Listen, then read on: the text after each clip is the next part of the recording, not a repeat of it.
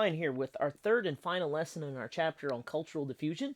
First lesson, we talked about money and bartering, and then we talked about trade and cultural exchange, and now we're going to put it all together. Yeah! And we're going to talk about the Silk Road, because, y'all haven't had enough exposure to Bollywood craziness. So let's go ahead and let's get started.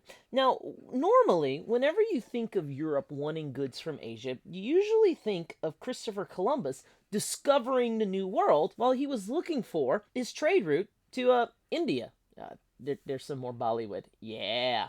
Normally we think of that's why Europe wanted goods from Asia. Well, the reason why is that Christopher Columbus was like out in 1492 sailing the ocean blue, trying to find a way to avoid the traditional trade routes that had actually connected Europe and China through Central Asia for over 1,000 years.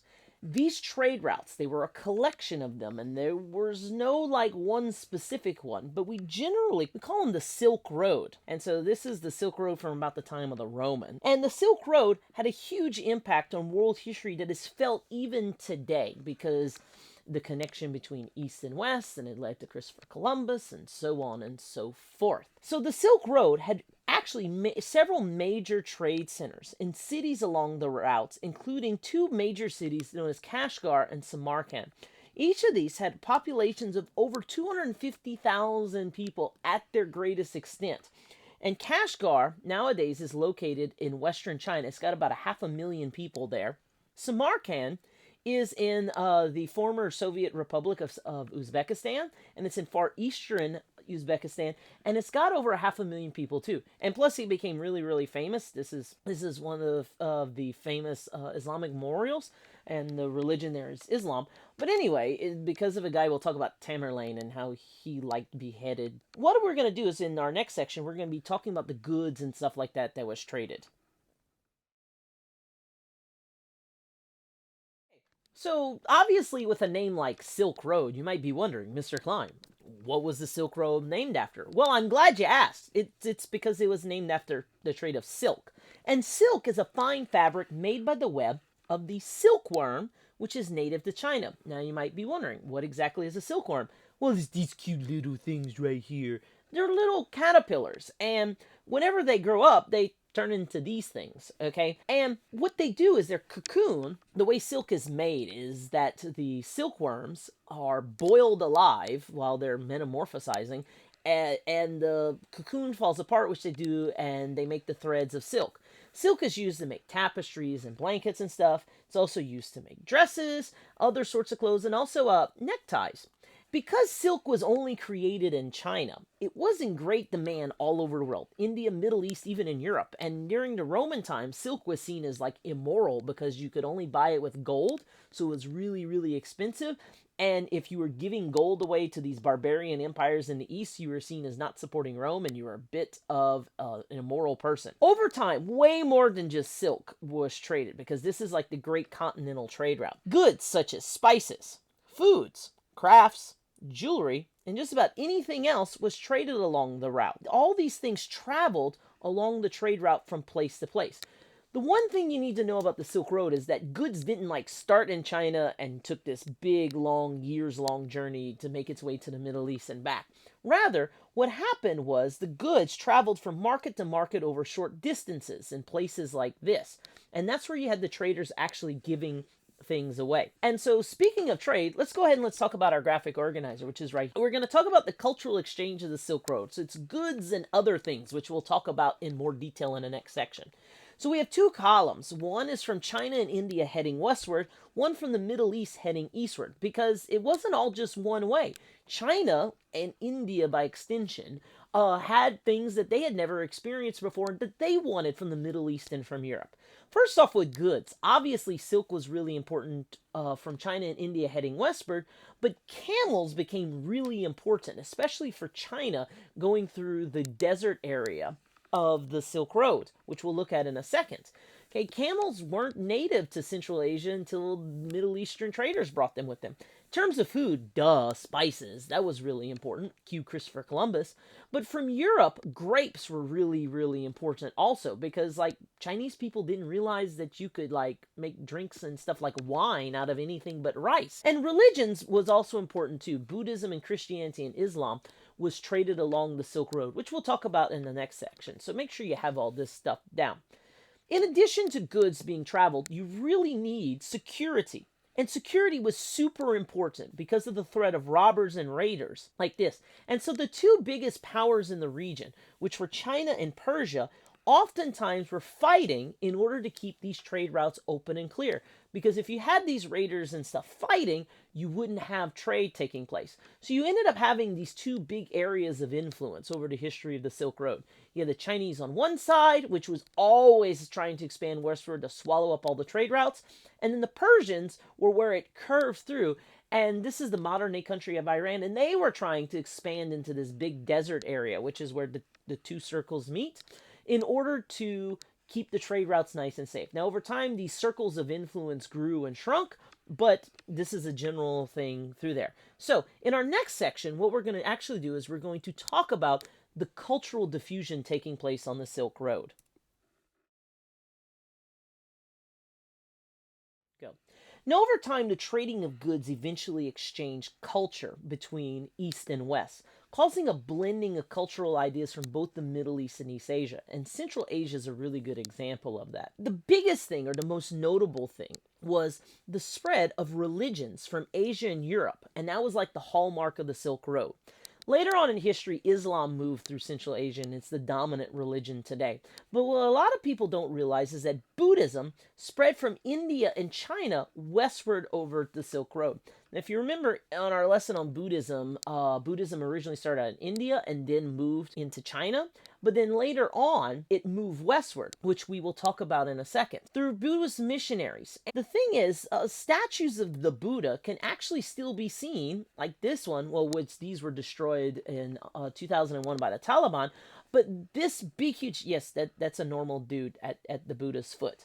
These statues are in areas that are like essentially 100% Muslim, like the country of Afghanistan. And that isn't the only thing we find of evidence of Buddhism. For example, here's a statue of the Buddha right here in Afghanistan.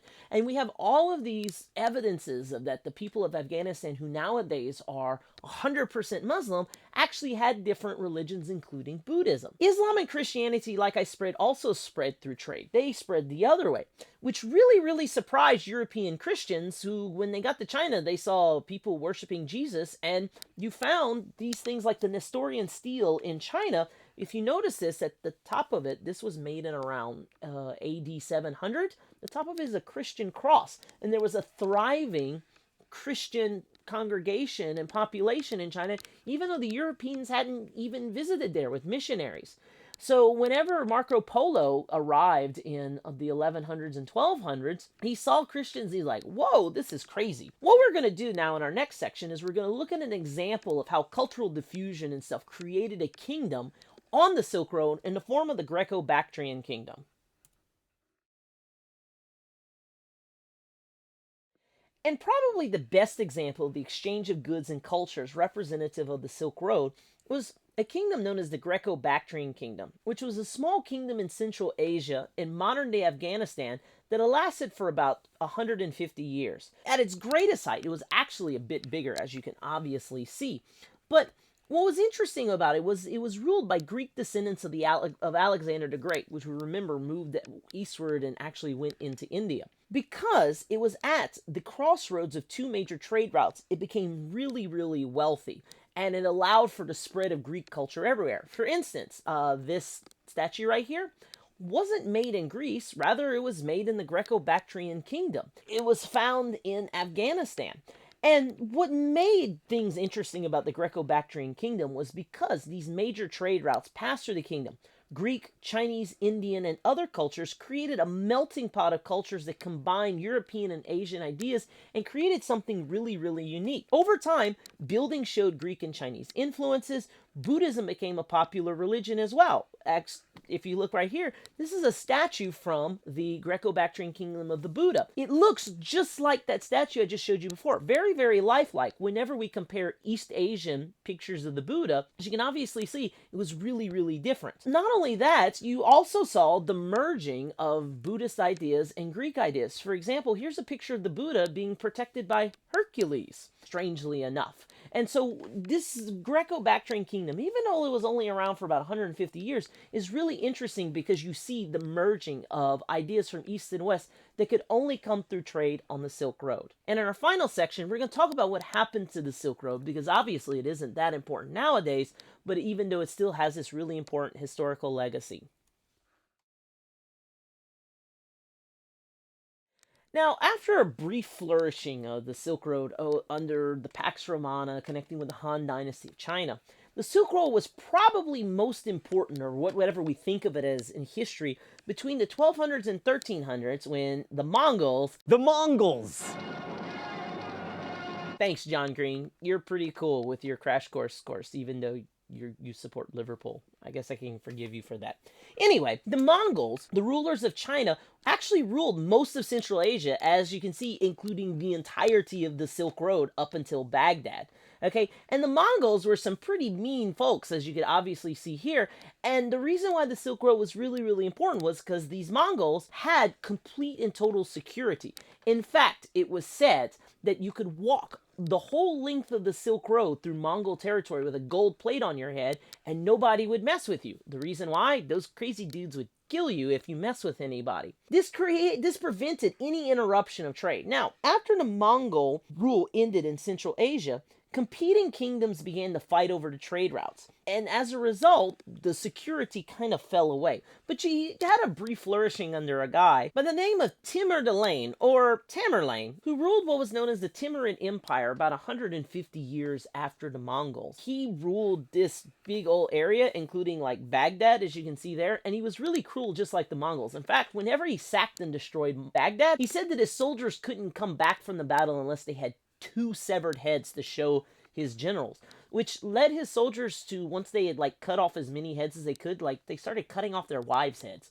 Weird. And kind of gross too. Because of, after Timur Empire kind of fell apart, you had all of these bandits and stuff who had been suppressed by the Mongols and Timurs and the Chinese and the Persians, and they all started messing and fighting around, which led to these formerly secure roads becoming dangerous. And as a result of this, ships sailing from the Middle East to China became really, really better in terms of trade, which created trade routes. As you can see, the red was like the Silk Road, but all of these trade routes allowed you to travel by ship with your goods without having to worry about, any sort of bandits. I mean, maybe pirates, but apart from that, not really. And so with that, the Silk Road fell into oblivion, especially with the trade routes into North America. So let's go ahead and let's wrap up this lesson. So cultural exchange in the Silk Road. The Silk Road were these trade routes that went between China and the Middle East for about 1,500 years. And it led to a great exchange of cultures and goods and stuff like that. For example, silk, spices, and Buddhism came from East Asia to the Middle East, whereas from the Middle East and Europe, you had interesting goods and ideas which showed up in China for the first time, such as camels, grapes, and even Christianity and Islam, and especially in the form of Islam, which is still today is the dominant religion of the areas of the Silk Road. So there you go. That's the lesson, and that's your chapter. Hope you enjoyed it. Hope you learned something. And if, as always, you have any questions, please let me know, and thanks for watching.